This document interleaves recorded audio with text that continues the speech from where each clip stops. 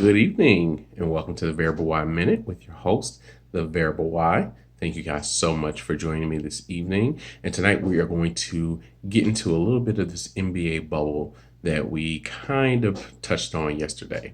As you all know, because of what's going on in the world, the NBA took a hiatus. It looks like they are coming back now, and they're going to have teams who are going to teams who have already qualified for the playoffs, and then a couple of teams who can play their way into the playoffs. I think there are going to be 2 teams invited from the East and 6 invited from the West.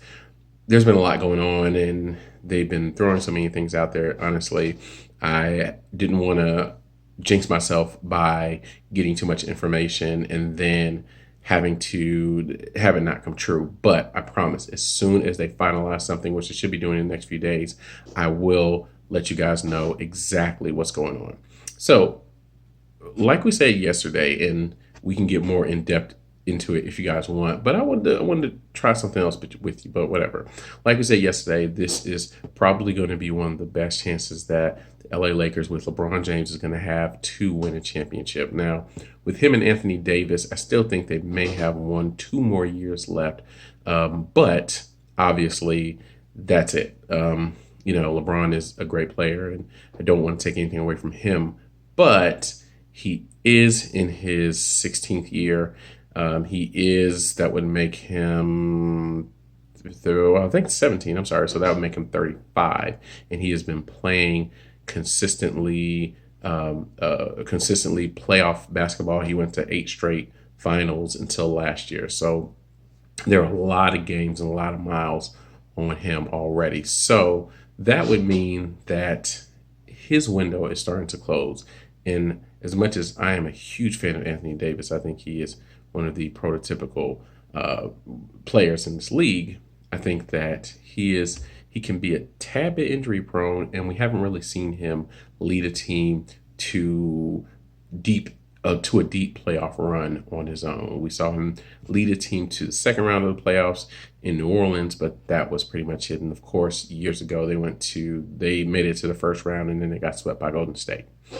So that's what we're with the Lakers. And again, I do think that this is their best chance to do it. And of course, you got the Clippers, so I think they're going to have a good chance to do it as well. And with this much time off, we don't really know what these other teams can do. We don't really know how they're going to jockey for position. We don't really know how they can get themselves ready to make a deep playoff run. So it's pretty much up in the air. But that leads me to what I would like to talk to you guys about tonight. I want to know what you guys think.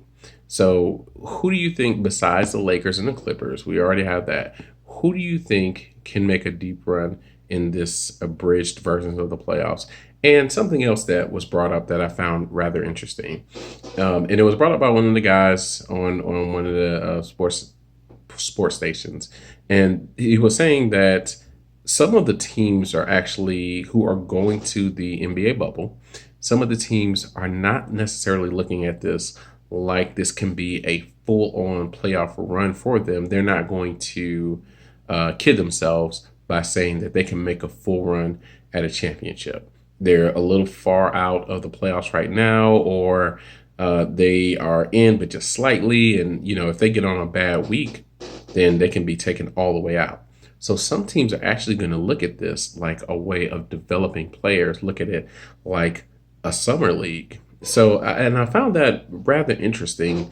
On the one hand, we all say, well, no, man, you got to go out there and you got to try and win a championship no matter what. Yeah, that sounds good in theory. But on the other hand, I do understand that you don't have all the I guess you could say tools in your shed to go out and try and win a championship now. So why take the time and try and go out there and have guys play hard and have guys get injured just to prove a point and say, hey, well, at least we tried? No, that doesn't make any sense. So I bring up one example because I was hearing them talk about the New Orleans Pelicans. And they were saying that, they're going to try and play, and they're going to play Zion Williamson as much as they can play him. But also, this may be a time for them to try and develop some other guys, trying to develop some young guys, some older guys who they don't really know if they can play or not, or they haven't had a chance to develop them earlier in the year because they had to get some other guys some reps. And some other teams may do that as well if they aren't positioned to have an immediate place in the playoffs. And so, again, like I said, I found that rather interesting, and I want to know what you guys think about that. Do you think that it's smart for teams who are going to the bubble to just say, hey, let's look at this as summer league? We know if we're on the outside looking into the playoffs, or if we're in the playoffs and one bad week we'll be out of the playoffs, we know that it's going to be tough for us to make it to the championship.